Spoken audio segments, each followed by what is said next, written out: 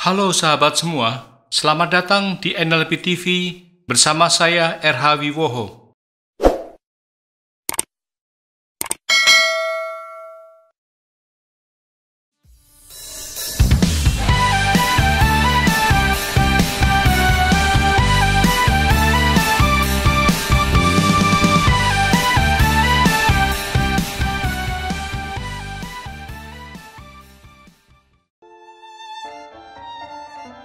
Sahabat, Alkisah di samping gerbang sebuah jembatan di kota Vienna, duduklah seorang pengemis tunanetra.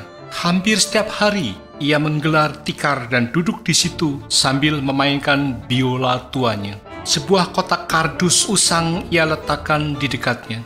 Dia berharap orang-orang yang mendengar gesekan biolanya akan terketuk hatinya dan memberinya uang receh. Suatu hari, seorang pria berjubah panjang melintas di situ. Pria itu memperhatikan bagaimana si pengemis tunanetra memainkan biolanya. Meskipun banyak yang melintas, tapi mereka mengacuhkannya. Tak ada yang mau memberinya receh.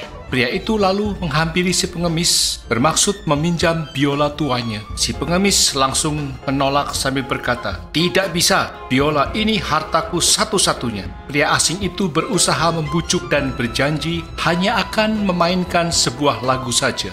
Dengan setengah terpaksa, akhirnya si pengemis mengulurkan biolanya. Pria berjubah itu dengan setengah berbisik mengatakan, "Saya akan beri contoh padamu cara memainkan biola dengan perasaan, penghayatan, dan menyatu dengan lagunya. Bukan hanya sekedar memainkan, mencari iba, atau cepat-cepat menyelesaikan lagunya saja." Pria berjubah itu mulai memainkan sebuah lagu dengan penghayatan luar biasa, indah, dan syahdu. Di tangannya, suara biola tua yang sama bisa menjadi sangat halus dan menyentuh hati. Semua orang yang lewat dibuatnya berhenti. Mereka berkumpul mengelilingi kedua orang itu. Makin lama, kerumunan penonton semakin banyak.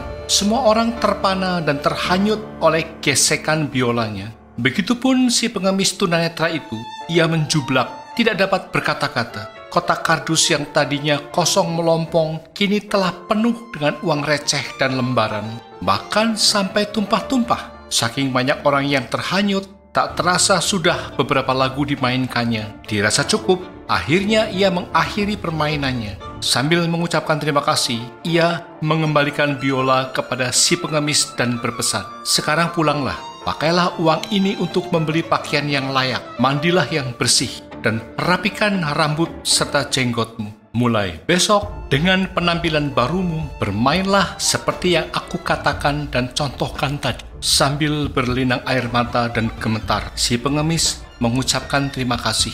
Pria berjubah itu hanya tersenyum, lalu beranjak perlahan meninggalkan tempat itu.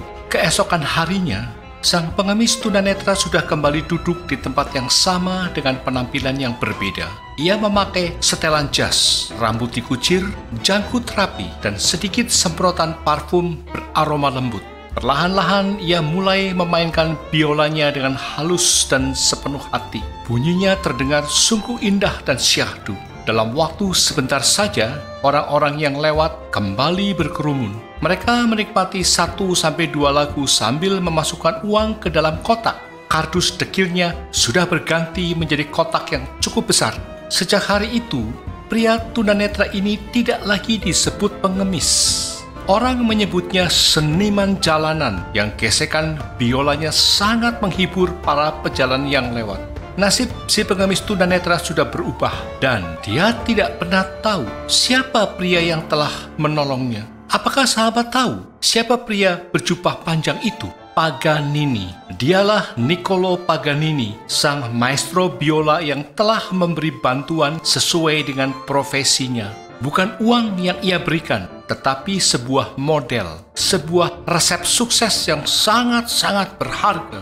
Sahabat, setidaknya ada 3 pesan bijak yang bisa kita petik dari kisah tadi. Pertama, banyak cara bagi kita untuk menjadi seperti Paganini dalam membantu orang lain. Lakukanlah sesuai dengan kemampuan dan talenta kita. Jadikanlah hidup ini penuh arti dengan cara membantu sesama. Kebahagiaan yang hakiki bukan berapa banyak orang mengenal kita, namun berapa banyak orang yang hidupnya menjadi bahagia karena kita. Kedua, sebagai modeler, Paganini dengan sangat gamblang menuliskan resep suksesnya. Ia melakukannya lewat fisiologis dengan memberi contoh cara memainkan biola yang benar. Ia juga memberi saran secara detail mengenai penampilan, busana, dan profesionalisme. Ketiga, sesungguhnya kesuksesan ada di tangan pengemis tunanetra ini. Andaikan dia menolak semua ilmu yang diberikan sang maestro, niscaya semua perubahan ini tidak akan terjadi. Dia memiliki sistem keyakinan bahwa bila tidak mencoba, maka peluang keberhasilannya 0%. Bila mencobanya, maka peluangnya menjadi 50-50. Apa ruginya untuk mencoba? Toh tidak ada resikonya. Jadi inilah rahasia sukses modeling. Memiliki sistem keyakinan yang benar, melakukan apa yang diresepkan sang modeler, dan melakukan penyempurnaan yang diperlukan agar semakin pas dengan dirinya. Sahabat tentu ingat adagium ini. Bukankah Tuhan tidak akan mengubah nasib suatu kaum bila kaum itu tidak mau berubah? Sahabat, terima kasih telah menonton video ini hingga selesai. Silakan subscribe untuk mendukung channel kami. Sampai jumpa di video selanjutnya.